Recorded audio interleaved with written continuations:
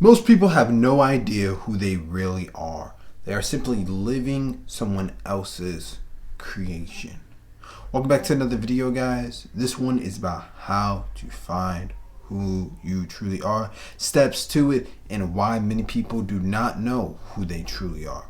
So let's start off why people don't know who they truly are. One of the first ones is external programming. Whether that be friends, family, school. When you come to this world, your brain is basically made for programming. Okay, there's a certain state that the brain goes into when you are from the ages between 0 to 10. It's called the theta state. So it's a brain wave that your brain enters, and it also enters this brain wave when you wake up or when you're just about to fall asleep. And during this brain wave, your brain is very malleable. And this is kind of the whole basis of neuroplasticity, that your brain can be manipulated very easily when you are at a young age. That is because it sets at this theta state. So there's certain programmings that come on between these ages. Now, a lot of these programmings could be good, right? Learning a language, right? That's one of the most important things. I know English because the people around me grew up and spoke English. You know your language because people around you grew up and spoke your language. But if I try to learn Spanish, it's a lot harder. Why is it harder? Why can't I just learn it like how I learned English? It's because my brain is at a different state. It's an alpha state instead of the theta state that I grew up with. Correct? So there's a lot of beliefs that are lodged in our subconscious mind, and a lot of these beliefs can be ridiculous. They can make absolutely no sense. But as grown adults, we believe them because it was put in our subconscious mind when our brain was at a completely different state than it is now. So you can think that a certain, let's say like racism, for example, you can think that a certain type of person is evil. Black people are evil, white people are evil, because something happened to you when you were a kid that traumatized you. Okay, so some people can think that love is bad. Some people can think that money is bad. And this programming usually came from school, usually came from your family, or some sort of traumatized state. So you have to ask yourself, do you believe the things that you claim to believe? Or did somebody put that into your mind? The best way to understand who you truly are is self-reflection. But you can't do self-reflection with somebody. Listen, I think therapy is great. I think therapy is good for the majority of population, even if you don't have any mental illness. Majority of population therapy is great for. But I do think in the modern day we need to put a huge emphasis on your own self-reflection. And the best way to have self-reflection is simply solitude. Right now I'm in my room, I'm recording this video, no one's around me. Okay, now we are so afraid of being by ourselves. We are so afraid of loneliness. This is why we have apps like social media. This is why we doom scroll, because we are afraid of being by ourselves. I have this saying that I'm never by myself because I have God that is with me. Okay, so when you are by yourself, when you are in your fortress of solitude, you got to remember that you always have that inner spirit within you. Okay, you always have God in you, and if you are tapped in enough, you can ask yourself certain questions, and you can start questioning your own beliefs. So like how I said, with the theta state and the theta brain, you have a lot of beliefs lodged into your brain that simply don't make any sense. They aren't logical, because when they entered your brain, you are at a completely different brain wave. Okay, you're at the theta state brain wave, and you were a kid, so you kind of didn't understand the world, and you didn't have a very logical type of brain. it's very difficult for us to tap into that theta brainwave. We can only do it when we wake up, or we can do it only when we go to sleep. So for the most part, our brain waves are at this alpha state wave, right? So that was a tangent right there, but there's certain things that you can do to kind of amplify the silence, right? Or just be by yourself. I recommend lowering your doom scrolling, lowering your activity of looking externally, look internally. You can do things like journaling, meditation, reading even.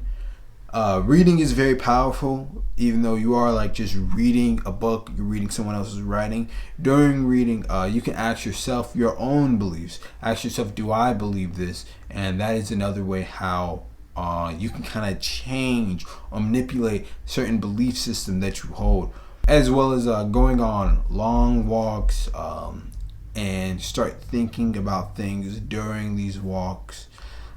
Maybe like you can even use like AI to kind of ask yourself a couple questions. Challenging your belief system is pretty much the biggest point, right?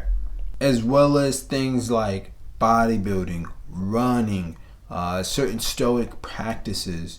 So I enjoy working out by myself. Sometimes I work out with somebody, but I just enjoy working out by myself, because during these workouts I can start thinking and my brain can start working. It can start thinking about, hey, what other goals do I have? What other goals do I want to complete?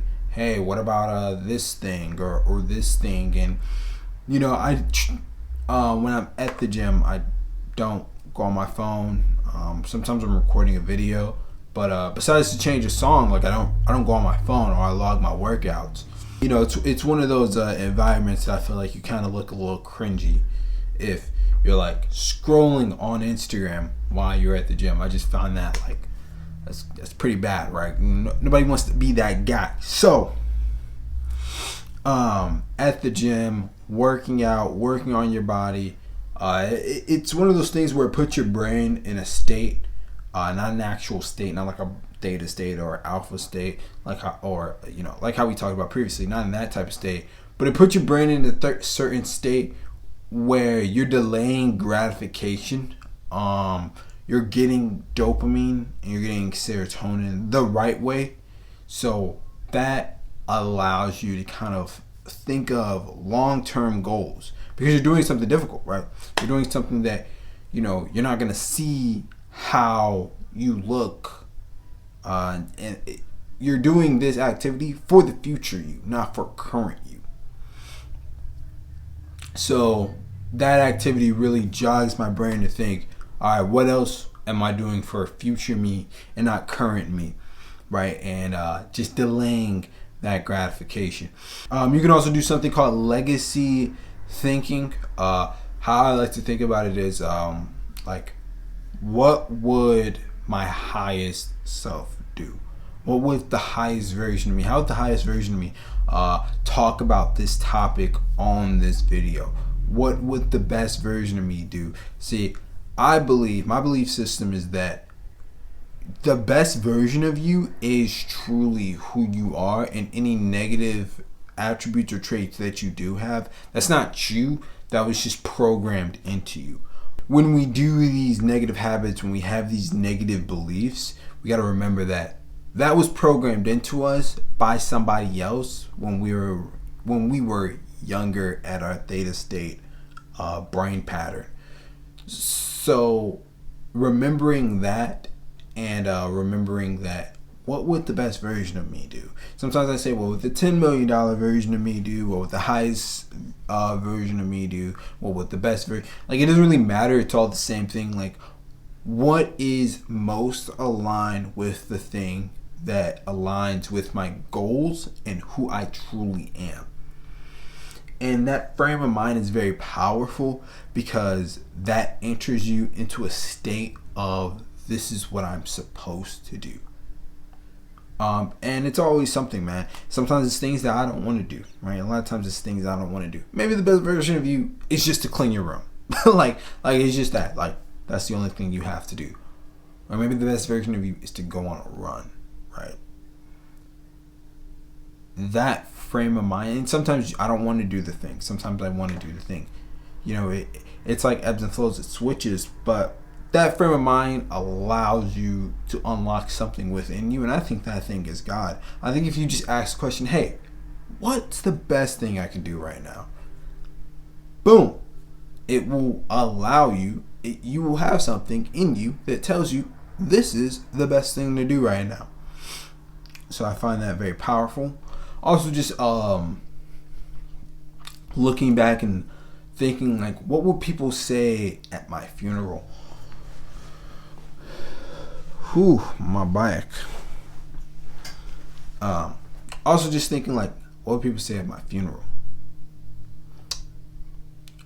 What would somebody say? What would somebody say is the best trait about me? What would somebody say is this is the things that I interpreted him to believe? Am I acting authentic to myself? I think those questions you should ask yourself to go to your core. And once you ask yourself those questions, ask yourself, did I believe those things because I believe those things, or did I believe those things because I've had that idea lodged into my brain by somebody else, whether it be when I was a kid or whether it be now? Also, meditation. I forgot the most important one. Meditation is very powerful because it also gives you that moment of still, that moment of silence. And once that moment of silence occurs, you have thoughts of, those thoughts of just running, those thoughts that sometimes run rampant, right? And then you go back to your breath and you put a pause to those thoughts, and then they come again and you put a pause to your thoughts. And then meditation is a skill for sure, and it also allows you to go into the theta state where you can program your brain, but in a more conscious manner. But I believe that's it for today, guys. That is how you go to your deepest core and how to know who you truly are. If you want any mindset coaching, self-mastery coaching, that will all be in the description, as well as bodybuilding coaching, of course. And I'll see you guys in the next one. Stay lit.